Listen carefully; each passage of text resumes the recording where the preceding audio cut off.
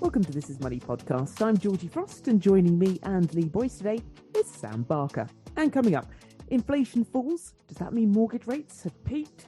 Savers still can't match CPI, but we'll tell you where to find the best deals.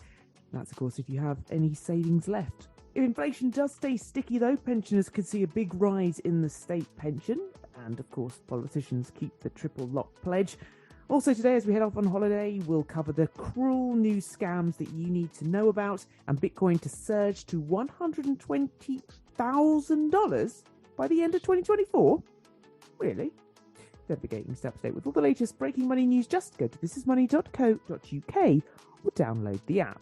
Don't forget, you can stay on top of what's going on in the markets by tuning in to the Digest and Invest podcast by eToro. Go to your regular podcast platform and listen on the go. Digest and Invest by eToro, the podcast for those interested in trading and investing. But first, inflation in June fell by more than expected, thanks to a drop in transport and food prices. CPI eased to 7.9% from 8.7%, its lowest since March last year. Now, Rishi, well, he must be pretty happy, given his bizarre pledge to halve inflation by the end of the year. And does that mean that the pressure is off the Bank of England to keep raising rates?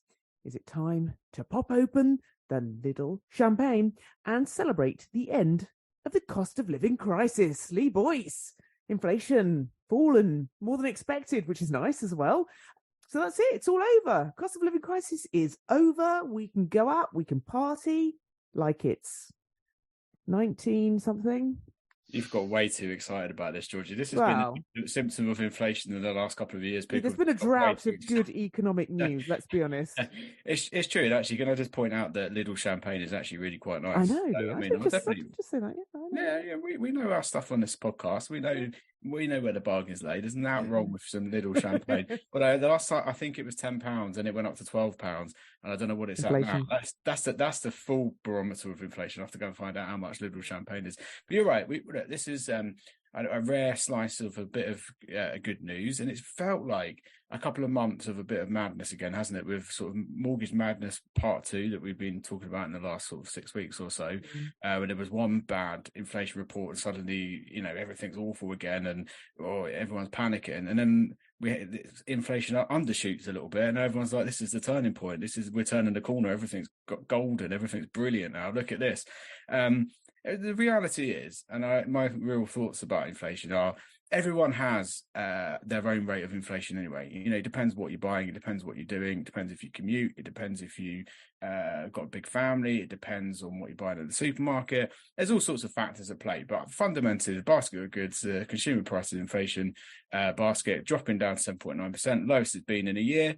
That is small reason to cheer, I would say. And especially when we think about base rate, and Bank of England, as you say, it's been under a lot of scrutiny recently about how hard and fast base rate rises have been. And the pressure is, looking at markets and looking ahead and what they're pricing in. We were talking about rates going up to 6.5%. Now the markets are pricing in somewhere between 5.5% and 6%, just off the back of this one bit of, good inflation news. And I'm actually surprised that it's taken this long for some of the falls that we're seeing to feed through. So what I mean by that is that the big driver of this inflation fall has been transport costs, and the cost of petrol filling up the tank has come down a lot. And we were talked about this actually, I think maybe last month when we covered inflation. And actually I remember talking and thinking, well, how is this not quite filtered through into the inflation rate now? Well, now we were just a month too early talking about that. Petrol costs have come down massively in the last year. So that's a massive driver of it. But there are areas where inflation is still really quite rampant, and the big one is food inflation. I mean, food inflation is still incredibly high, and people are feeling that at the tills.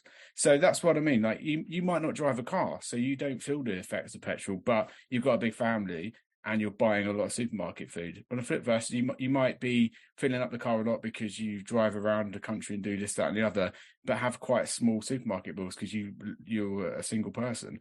So it's really hard to kind of get a full snapshot of everyone's lives and what's happening. But fundamentally, this is good news. A lot of people have been panicking about their mortgages. We've had this conversation, it feels like, a lot of times. Money facts. I don't think money facts have ever been so in vogue in my entire personal finance life. So Money Facts are an information website. They give a snapshot of what's going on in the mortgage market, something like 4,000 mortgage products they look at from all different LTVs. This week, so the rate on a 2-year fixed and a 5-year fixed mortgage had gone past, it surpassed the Truss quasi-Kwarteng mini budget from last year when rates went through a roof. The 2 and 5 year fixed have actually nudged past that now. Then on Thursday, both a 2-year fix and a 5-year fix went down 0.02 percentage points. And it was almost like the personal finance world had lost its mind. Couldn't believe it. Mortgage rates have finally fallen for the first time since the end of May. And then, of course, today, Friday, we're recording this, they've nudged back up higher again. So, I mean, it's just, the brokers we've spoken to are suggesting that in terms of mortgage rates, it will take a bit of time for any of this potential, the swap rates, the fact that base rate now might not go as high as we expected. It's going to take time for all of this to filter through. And in fact, this week, we've seen some of the big banks raise mortgage rates by quite a bit, including NatWest, who put some products up by 0.6 percentage points. I mean, that's quite a meaty hike. So you've got that side. I talked a lot about savers. It might be getting to that point now where you can get a fixed rate past 6%. I think a lot of savers will be thinking now this might be the peak. Never going to call the peak, Georgie, because we might have some inflation news next month where everything just goes out the window again. But there will be people thinking 6% on a fixed rate savings deal now looks very good, especially over a year. Easy access, you get 4.22%. Again, pretty good rates. Are they going to go much higher? There's probably more room for easy access to go higher. There's probably not much more room, I would suggest, for fixed rates to go much higher. So we could keep saying this on this podcast. If you want a fixed rate, get it now. But I think the boat has sailed. I mean, it's just your call now. I've got no idea what's happening for savings rates, mortgage rates. But, there's some good deals out there. And that's all been driven by the base rate rising. And, we said this again on the podcast a little while ago, but big banks are getting involved. NatWest hasn't had the sort of easiest ride in the last couple of weeks. See Nigel Farage's current account podcast from a couple of weeks ago, but they've even launched 2 Best Buy cash ISAs this week. I mean, that's a sign of things moving and changing. You get 5.9% now on a NatWest cash ISA. You don't even have to be a customer. That's a very good rate, and especially when we're talking about savings interest and the tax that you get on that. Again, listen back to podcast past, but there's been a lot of movement in savings, been a lot of movement in mortgages. Is inflation going to be 5% before the end of the year? I've got absolutely no idea, if I'm being quite frank. But, we'll take this little bit of good news while we've got it. This is good. This is great, Georgie. This is brilliant. Everything is going good. Is the cost of living crisis over? No, it is not. And we've got, we're in the height of summer now, summer holidays starting. But we have got that energy bills crunch coming again in the winter. We won't have that government level of support that we had last winter. Yes, the price caps come down, but the government support's being stripped away. It's going to be another expensive winter for energy, for example. There's lots of other household bills that are more expensive than they were last year. We're not out of the woods. There's a lot of households that will be feeling this still, and they'll be feeling it for many years to come, I would suggest. You started so well there, Lee. We had the positive news, but look, it's reality, isn't it? Sam, what's your take on all of this? We've got a interest rate decision coming up in the next few weeks or couple of weeks from the Bank of England. Is the pressure off? Are we expecting them to not make a move, to make a move? Because actually, 7.9, isn't that generally what was predicted or expected by the Bank of England? Yeah, I think Lee's he's got a very sunny disposition. And I think what I'm going to do now, I don't want to sound like like a Cassandra about all this, but I think I would probably look at what is the long-term kind of predictions for the future of base rate, and then obviously that's got a knock-on impact on mortgages, and then the flip side of that coin is that it's obviously fantastic news for savers. So no one's got a crystal ball, but the kind of markets are expecting that base rate really won't drop below 5% for about 2 years until June of 2024. And then it's going to basically, as far as they're going to predict is sort of, 5-6 years in the future, it's still going to be north of 3%. So in the short term, if you've got a mortgage and your mortgage is coming up for renewal, I think the first thing to say is that unfortunately, what we're seeing with mortgage prices might be here to stay. Very, very sadly. It might improve slightly. So in the short term, obviously, we've got a Bank of England base rate decision. A lot of the markets economists were expecting that would be a 0.5% increase. They're now expecting maybe a 0.25%. Maybe it might nudge up again this year. But then, long term, what is that going to mean for people remortgaging in the next 2-3 years? Probably, short of something happening, which is completely, out of the blue, can't predict it coming. Probably mortgage rates in the region of 5 to 7%, certainly for the next 2 years. Also, lenders, they don't really make at the moment an awful lot of money on mortgages, so they haven't got a lot of fat to cut there. But as Lee says, a lot of this problem is really it's due to inflation. So the Bank of England raised base rate to tackle this. Inflation is now falling, although how much of that the bank can claim it's doing is kind of up for grabs, really. It is great news that it's falling. I think it was 11.1 was the kind of peak of it. But what we're seeing now is the rate of that rise is slowing. I think Lee's absolutely bang on.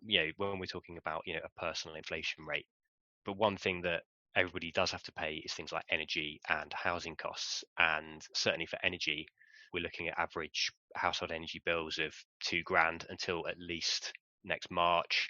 Quite high housing costs as well, combined with obviously suppressed incomes that we've had for many years. I'm not asking for a pay rise, Lee, by the way. I'm just talking generally. Combined with the rest of the wider cost of living crisis and food.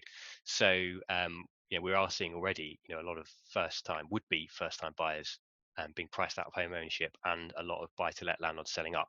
So I think we are kind of hopefully past the peak of it, but it's looking like it will be quite an expensive, certainly couple of years.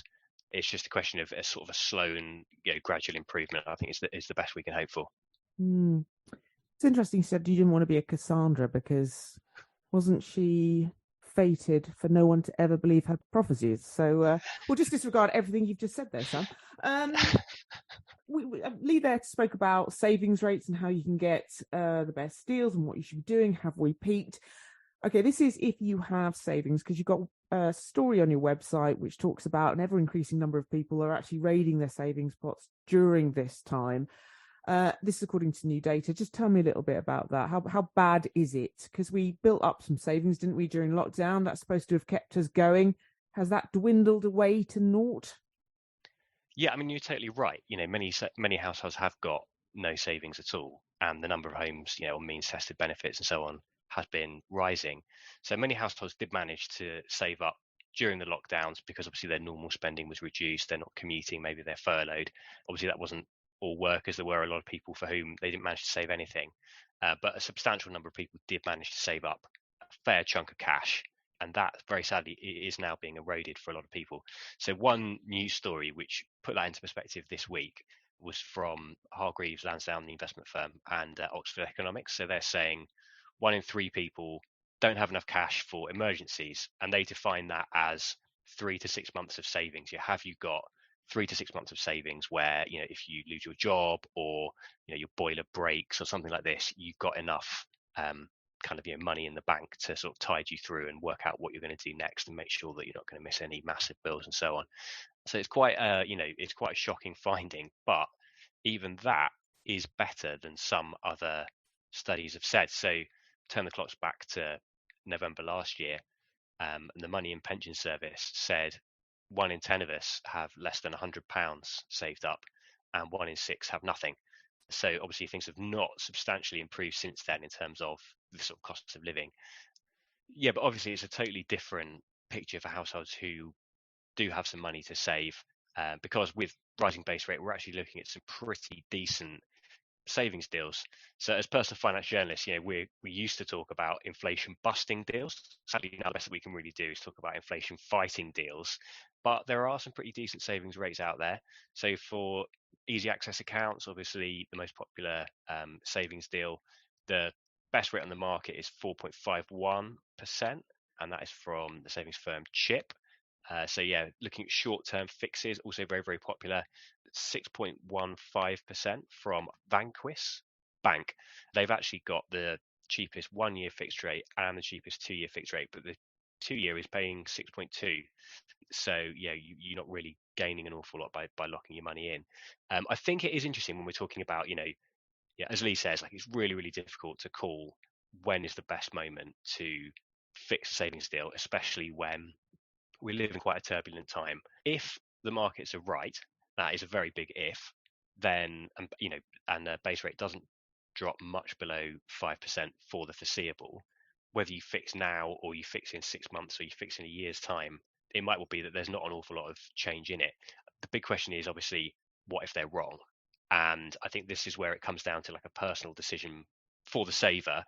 How comfortable am I with waiting for, some sort of sunlit upland where, base rate might go up substantially? I think as far as anybody can tell, we're almost at the top of base rate rises. So certainly I think if you've got some sort of money burning a hole in your pocket and you think you might not need it for a year, 2 years, whatever it might be, it certainly is probably the best advice that we could do would be, now is a very good time to consider that, but you're probably not going to lose huge amounts if you put that decision off.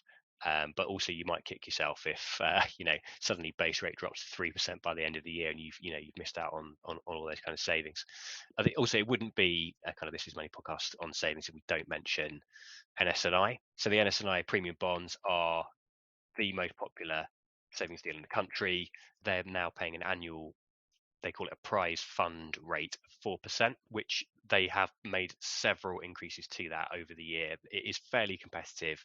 Obviously, that's not a guaranteed rate. It's sort of a lottery style savings deal, but I'm quite a flag waver for premium bonds. And I always say that the only savings deal where there is even a sort of a very small chance that you might win £1 million, and that's what we're all in it for. So as a saver, there are some pretty decent deals out there. Providers being very, very competitive, and it doesn't look like there's any chance of that dying away. One thing that I think a lot of savers might think when they're listening to some of these, best buys, all the top savings deals is, I haven't heard of any of these providers. Is my money safe? Should I look to the big banks? Should I look to National Savings and Investments? If you're buying a savings deal from an FSCS regulated savings provider, your money is just as safe as it was with anybody else. So my advice would always be, look for the best rates, look for the FSCS protection, and you're away. Lee, I don't know if it's about burning a hole in your pocket necessarily, but I do think that, and we're not going to go into this one, but banks have come under the spotlight a bit this week. And the only way you're going to get banks to move on things like savings rates is by moving yourself. And by going, and it is as much as Sam says, it's the newbies. And you said that big banks are starting to raise rates, but it tends to be those are the ones that what Simon calls the insult accounts is your cash is just sat there. Now really probably is the time to think about moving it across if you've still got it in one of them really miserly paying accounts. Oh, definitely, George. So a couple of things on this, right? So this research from Hargreaves Lansdowne, 1 in 3 haven't got cash for emergencies. That's up from 1 in 4 a year ago. So obviously people are going into those emergency funds and spending it for, all sorts of cost of living pressure type stuff.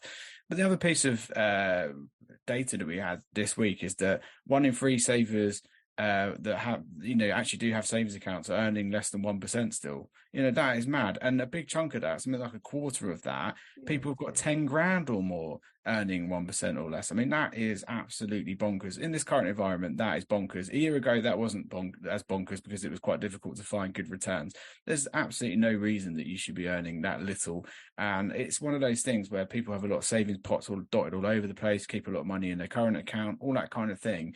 And you can be making your money work harder. And the third thing I was going to say is we talk about the inflation rate, and then you've got savings rates, and there's a big gap between the two, so you can't beat inflation, as Sam says. But when we had inflation at 11.1%, the best savings rate was around about 2.5%. The gap between the two, 8+%. That's massive. So you really were just in damage limitation mode. Now inflation's been falling, savings rates have been rising. That gap is more like 1.5% to 2%. Best buy rate compared to inflation. We're getting to that point now where there might be a crossover if inflation keeps falling and savings rates stay, as high as they have been. The last month or two in savings rates, it's just been absolutely bonkers, driven by challenger banks, all firing up the table. and there are offers left, right, and centre, and even your bank is probably offering a fairly okay rate now. If you're one of those people that have your current account with a certain bank, it is well worth investigating what offers your bank currently has. It's not going to be a best buy probably, other than that NatWest Cash ISA, but it's going to be better than it doing nothing. I think that if you're someone that's listening to this and think, I've got savings pots all over the place, it's time just to merge it all up and get it somewhere where you're going to be earning some sort of return on it, because you can't get good returns now. Now, the barometer of this for me is my wife, who just is not a personal finance journalist. She's nothing to do. She just isn't interested in the ins and outs of savings accounts. Unfortunately for me, I'm just sort of shouting at a wall. But if I tell her, this is the rate and this is what you can earn in this sum of money, always the last decade it's been, oh God, is that it? What's the point? Well, recently when I told her, she was like, okay, all right, no, I'm moving this around now. So, for me, that is the barometer of just like the average person on the street going, I've got a bit of savings. Actually, that's worth me changing that around and getting the interest on that. So do it now is what I'd say after watching the Arnold documentary. Do it now. Just a quick one. Yeah. Sorry, Sam. I thought Sam was just cheering me. I thought he was just going, right. Go on, Lee. But so I think, and it could be, having just said, it's been a long time since we've been able to talk about inflation busting savings deals. If you take out a 6.1% 1 year fixed rate deal, by the end of the year, by the end of that deal, it might well be inflation busting. You might not be making mega bucks because obviously, inflation is going to be eroding the kind of value of that up until the point where the savings deal, beats the actual inflation rate. But the best bet for inflation is that it is going to keep falling throughout, the rest of this year. It might well dip below 5%. So, taking out a 6.15% deal now, it could have a, inflation busting effect by the end of 2023. Good stuff. That's savers. Lee, just a quick one. Investors. Let's talk about them for a sec. Cheering, according to your article, a turning point in the inflation battle. Property stocks are leading a bumper market rally as the pound and gilt yields go into reverse. What's all this about? Oh, the turning point. Oh, the classic turning point until the next turning point is what it's all about. I think at the moment, a lot of people, investors, they fall into certain camps and categories. And a lot of people tend to just sort of not panic, and they just keep their money invested, and drip feed investors and people that have been in it for a long time, they've seen things move and shake all the time, right? But at the moment, from compared to where we were in the last decade to sort of 12 years, the actual return that you can get on savings, we were just talking about, is historically pretty good compared to recent decades. So there'll be a lot of people thinking, actually, maybe I should go a little bit more conservative and put some of this into cash, because you can get 6% At the same time, we always say this: the stock market and investors tend to make bigger returns over the long term, just from the fact that the growth that there has been in the stock market. So there's been stock market cheer from this inflation news, and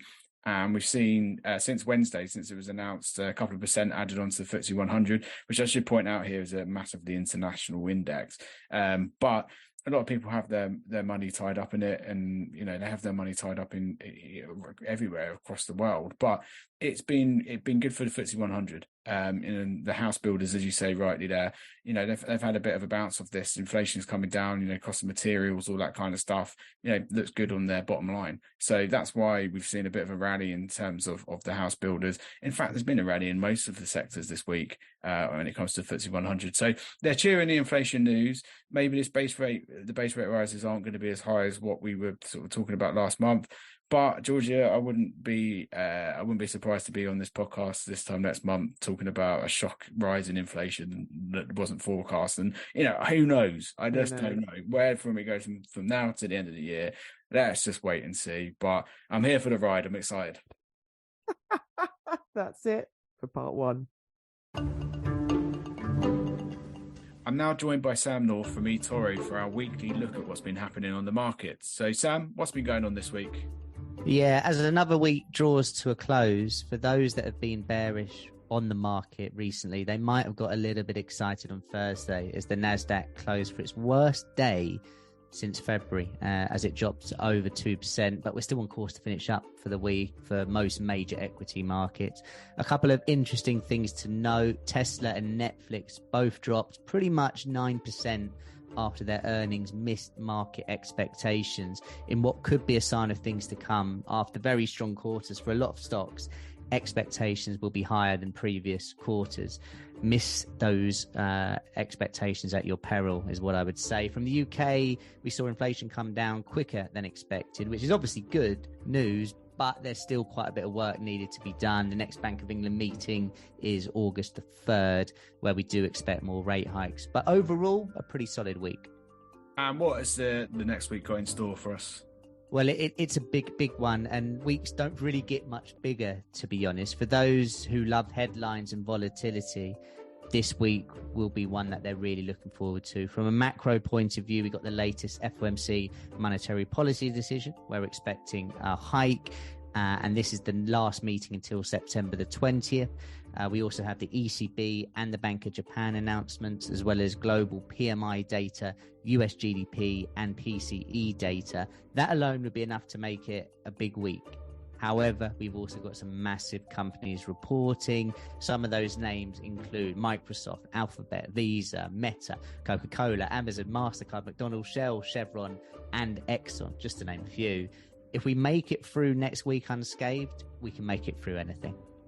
Well, that was a real rundown of massive companies. That's Sam there for me, Toro. Thank you very much, Sam. Thanks, Lee. Welcome back. Now, if inflation does continue to stay sticky over the next few years, the state pension could soar above $14,000 a year by 2030. That's also if the triple lock stays in place as well. There's a couple of ifs there, Sam. This is some research from AJ Bell. What exactly would the conditions need to be to get to 14 grand a year? Where are we now? Yes, so no, you're completely right. So firstly, the big one, we would need to keep the triple lock. So for the few people who don't know this by heart by now, so the triple lock governmental agreement that says every year the state pension uplift will be at least the rate of inflation in one particular month of the year, wage growth likewise, or 2.5%.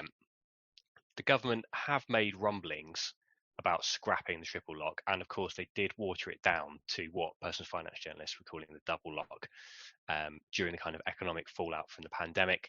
Later brought it back. There was a big kind of panic earlier this year that they might scrap it again. They kind of came out and said, oh no, we've got no such plans to do it. It has become a bit of a sacred cow. At some point, my personal view is, very sadly, it will probably have to be watered down in some way. But by 2030, which is what AJ Bell are kind of talking about, maybe not. So condition one, we need to keep the triple lock.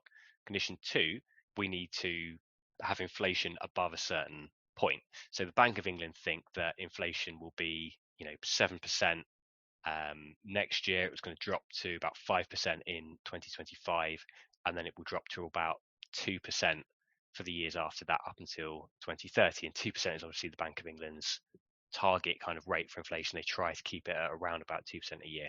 So if all of that happens, what's going to be dragging that up is inflation all the way. Even AJ Bell, no one really thinks that wage growth is going to substantially be rising above that level. So inflation for people who are about to get the state pension, who are on the state pension, if it stays high, is fantastic news, provided obviously that things that they need to spend their money on are not also being dragged up by inflation. But it's kind of a landmark point for that retirement benefit, and it does look like we're looking at it going up like a rocket in the years to come. Lee, I know you like making predictions, but I ask you the question just for you to lay out what are the issues involved. So what is more likely, the triple lock staying in place or inflation remaining sticky? Now, we covered really inflation, I think, but triple lock, I don't expect you to know whether that's going to stick around forever. I don't think it will stick around forever, but how expensive is it? What are the arguments around keeping it, losing it? Well, this is a real political hot potato all the time, isn't it? The state pension argument and the triple lock argument. You have on one hand people that have reached state pension age that believe that the state pension just isn't high enough, and how it compares to other countries in the world mean it is just not generous enough. And on the other hand, you've got the workers, you've got and people have paid into the system, for decades. That is, quite often the argument, and I totally understand that argument. And then the other hand of it, other side of it is it is expensive to run. It is expensive to have quite meaty uplifts, as we saw this April with the uplift linked to inflation. And it costs billions and billions and billions of pounds, and that's got to be found somewhere, and it's got to be paid for out of the pockets of someone. It comes from somewhere. It's not just that you just do it and it just keeps on going and it's fine. It's difficult, and we've had all sorts of predictions for future decades about what is the future and the state of play when it comes to state pensions when us three retire. Who knows? I mean, it's just really difficult to kind of predict and to get a real gauge on. I think, let's face it, we're going to have a general election coming up relatively soon. It's going to be one of the things that's open for discussion, I would suggest, when we come to that point for manifestos and that kind of thing. I fully expect, to be honest, without being a political commentator or knowing the ins and outs of what the parties are planning, that the triple lock would probably stick around as one of the manifesto pledges to get older people on side for the next general election, is the long and short of it.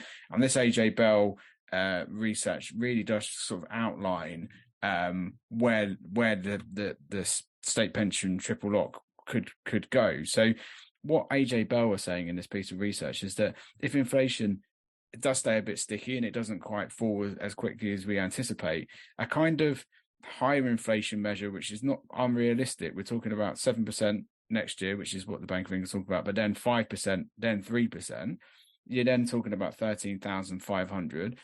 If it's even higher than that and it sticks around and it is stickier and it goes 7% in 2025 and then 5%, it's going to tick over 14 grand. Now, we don't know what's going to happen with inflation. We've got no idea, but it does highlight that those kind of almost like compounding effect of high rises from inflation is going to keep pushing up the state pension if it stays around, and what that will do. Now, as I say, a lot of pensioners and a lot of people who are retired will say, well, yeah, good.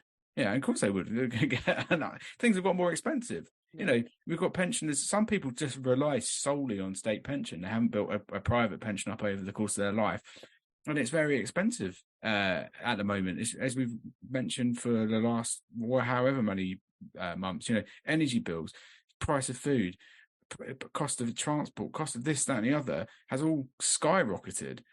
So was that uplift for April state pension needed? I would argue that it was needed, because if it was much lower than that, if it was 3% or 5%, I think people would be struggling even more than they are now. So it's a difficult one. It's always one of those questions where I don't know. I don't have a crystal ball. I don't know what's in the thought process of the current leaders of the different parties when it comes to state pension and triple lock.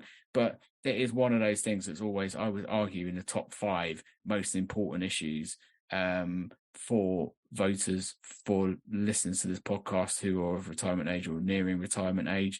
Anyone that gets rid of it or tinkers with it, we've seen it. We've seen it recently at how much blowback there was from that. I mean, it was pretty sizable blowback on that, Georgia, wasn't it? When it was ditched. So who dares do it again? I mean, I don't know. No, indeed. Right, we're going to move on from this because, it's school holidays breaking up and we're heading off on summer holidays and we deserve it. What we don't deserve is getting scammed.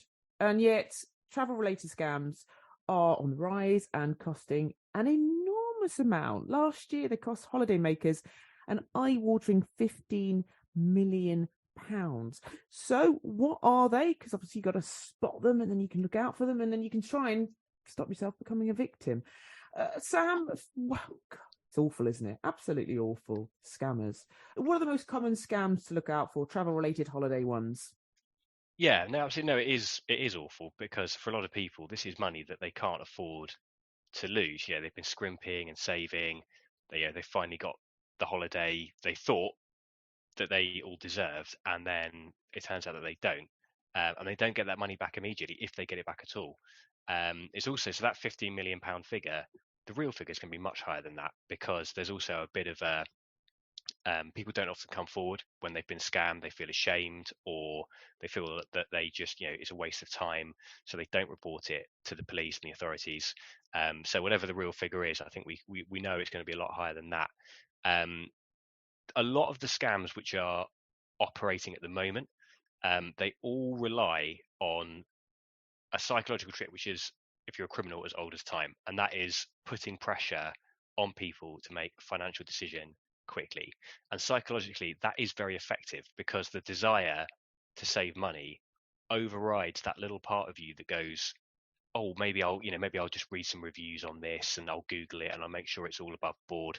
And that is a particular problem when it's applied to things like holidays, which are often bought at the last minute in order to try and save a bit of money, because they're very expensive things. So, some of the most prevalent scams that, certainly big banks and the big credit card firms, I think this big report was actually from Visa Europe.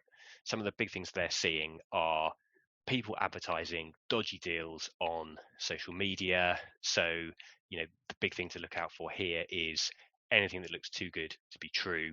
A bargain trip, a dodgy link, anything that you see on social media, do make sure that it's well researched, especially if they're saying this is a time limited deal, you've got to act today, you've got to do this. Some people will say, well, how on earth do I know that I'm clicking on a link that's a legitimate link? I would always say, if you're doing this online, go to a website like Google Safe Browsing, and then put the link in there, and that will tell you if it's likely to be a legitimate link or not. Now, that's the kind of easy answer. It is slightly complicated by the fact that fraudsters, they are incredibly sophisticated, and they do create very, very good rip-offs of some quite well-known websites. It's quite easy just to drift onto them, by accident. But generally speaking, if you're booking a holiday, don't do it via social media. Make sure that you're going through a reputable channel. And if you do see something on social media, just do try and do your research on it. Some of these scams as well, an interesting kind of development that I certainly didn't see coming, was that they're sort of not the old kind of psychological scam techniques. They're kind of a bit more tech based. So, for example, let's say you've taken a short weekend break. You want to do sort of pay and display parking at the airport. Make life a little bit easier. There are some scammers where they'll kind of print out a fake QR code, stick it up in the car park, and then you go and scan that with your smartphone. It looks like you're being taken to a legitimate, pay go parking website or whatever. You're not. You're being taken to a website where they just try and basically steal your money. And on top of that, when you get back and pick up your car, guess what? You're very likely going to have a very difficult conversation with the legitimate car parking company, asking where all their money is. Another tech related one, which was news to us here. You go through airports now. It's quite common. You'll see phone charging points. Some of them, you plug your phone in, and scammers will use it basically to steal information, data, try and access your phone in some way. And there's almost no way of telling if that's happened once you've unplugged your phone and walked away. So if you want to be 100% safe, it is worth making sure that you basically don't use them, unless it's the stand of a company that you absolutely know and trust. Try not to go into those. So another one, which is kind of like in the tech arena, is a card skimmer. So obviously, when you go on, spending money in the UK, a lot of this is kind of contactless now. Obviously, again, This Is Money. It would not be a This Is Money podcast if we weren't banging the drum for cash. But you go overseas, you're much more likely to be, taking money out using your card and things like this. People just do tend to prefer to pay that way, when they're on European holidays and all the rest of it. Look out for card skimmers on ATMs.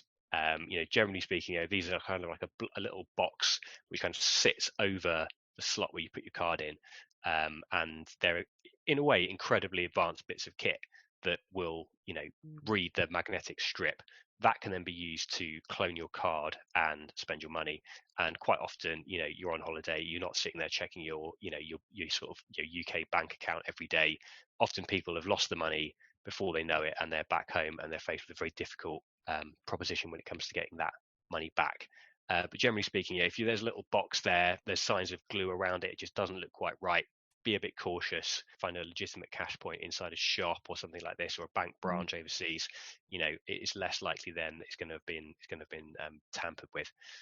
And also, and the other thing is, like, while we talk about all these new tech scams and everything, like, don't let your guard down on the old-fashioned pickpocketing, all that kind of stuff. Absolutely. Look, we don't want to scare anyone off their holiday now. Here, like, have a lovely summer holiday. This isn't us sort of like doom mongering, but it's like, just keep your street smarts about you. And two, that we've reported on quite a bit this year. First of all, if you go in a taxi, if you pay by contactless, which a lot of people do now, and a lot of taxi companies will accept it around Europe, across the world, is to make sure that it's not just taxis, wherever shop you're in or wherever you are, when you get given a terminal, make sure that someone's hand isn't over that terminal, or you make sure you're paying exactly the price that you expect to be paying. Because I heard an example of someone that had a €5 Paris taxi, and the taxi driver put it through as €500, and it gets very difficult to contest that if you put in your PIN.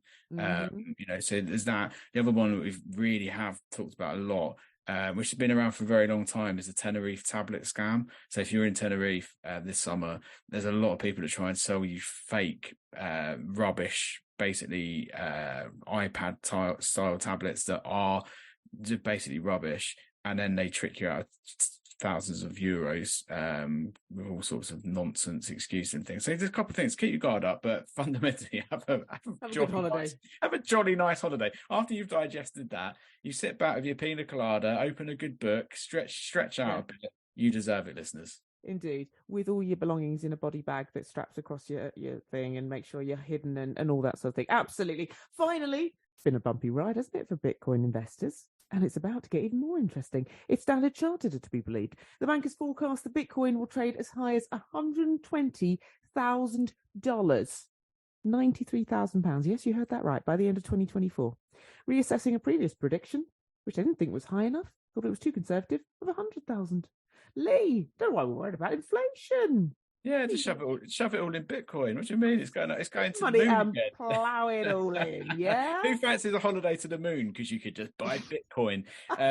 Listen, we haven't spoken much about crypto actually in the last year, because it hasn't really been much of a roller coaster ride in the last year or two. Everything's kind of really settled down. Like the price is kind of sort of plateaued between sort of $20,000 and $30,000. Bitcoin, it's just been there, not doing very much, and we've kind of forgotten about it a little bit, and then someone like Standard Chartered just come up with an absolute sort of like knockout report where it just comes up with some absolute mad claim about it going up to $120,000 a coin by the end of next year. It's currently on around about $30,000. That would be a fourfold increase. It'd be way past its historic peak, way past that. I don't know how much Bitcoin Standard Chartered holds. I've got no idea. I'm not privy to that information. But this report lays out a case. This is from a legitimate bank. This isn't just some spurious company saying Bitcoin's going up to the moon again. This is a big bank that has, fundamentally done a really in-depth report, has experts looking into all of this, and that's what it genuinely believes. But for a bit of counterbalance, we went to our favourite crypto expert, Glenn Goodman, who has written a book about crypto, and we quite often go to him for sort of sanity checking crypto stories and getting his comment. And I think the intro, when he said this feels like a number plucked out of the air, was a pretty bold start to what he thought about the Standard Chartered report. And he says that he's laying out a bullish case, but there's some major red flags for Bitcoin that we can't ignore. And one of the big ones is the one that I keep reading about and hearing about, is that US financial regulators are basically pummeling crypto at the moment with court cases and investigations, and it's looking like it's going to get harder and harder to do crypto business in the world's richest country. They're the words from Glenn himself. That's what he's saying. And talking about, economists are saying that they expect a recession next year. That could depress Bitcoin. But, will there be a recession next year? We don't know. It's just so hard to ruddy predict, to be honest, Georgie. And Bitcoin is at the mercy of future events. So, there are some that are well known. So there's going to be another halving of Bitcoin next year, which I won't go into detail what that's all about. But basically, there's lots of little things that are out there that are known that Standard Chartered are factoring into this. But what Glenn's arguing here is that some of the report is suggesting things that we don't know are definitely going to happen, like a recession. Like, there's going to be a recession next year. Do we know that? Well, Standard Chartered has reason to believe in this report that it does, and that's why Bitcoin's going to go up to $120,000. So, Georgie, I'd be a fool to say where Bitcoin will be at the end of 2024, but don't have a crystal ball, Lee. It'll be somewhere between $10. It'll be somewhere between $10 and $1 million. Does that help? Yeah, okay, like it, Lee. Yeah. Just and the thing is with Bitcoin and crypto, look, I've got a little bit of skin in the game, and when I say I've got a bit of skin in the game, I've got a little bit of crypto held in Coinbase just for research purposes. I'm not bigging it up because it's not like I hold a lot. It's just there. Do you know what I mean? But if you are interested in it, I mean, it's not incredibly difficult these days to basically do it if you want to do it. But if you're going to do it, read about the risks, clue yourself up about blockchain, find out how Bitcoin works, how any of the coins work. And I would say hold it as a kind of real tiny part of your portfolio. I wouldn't go all in. This is what I've read in the comments. Our comments on cryptos are pretty kind of, they're really one extreme to the other. So you have people going, this is a complete scam. It's fictional money. It doesn't exist. It's not backed by anything. It's a load of old nonsense. Where can you spend it? And then on the other end of that, you've got people going, this is the best thing ever. Put all of your money and go all in. You're going to be millionaires. Just, then you've just got us sane people in the middle just going, Well, it's probably got a lot to do with how much skin they've got in the game. Exactly. Exactly that. Exactly. Right. That's it for this week. You can keep up to date with all the latest breaking money news. Just go to thisismoney.co.uk or download the app. And if you have any comments or questions for the team or anything you'd like them to look into, Lee. Yeah, you can email us at editor@thisismoney.co.uk. You can tweet us at thisismoney, and you can also go into the comment section of where this podcast is, and you can give us one extreme view to the other. Entirely up to you. Just go for it. Get in the middle. Fill your boots. Exactly. If you like our podcast, why not rate us wherever you found us? It helps other people find us too. Don't forget, you can stay on top of what's going on in the markets by tuning in to the Digest and Invest podcast by eToro. Go to your regular podcast platform and listen on the go. Digest and Invest by eToro, the podcast for those interested in trading and investing.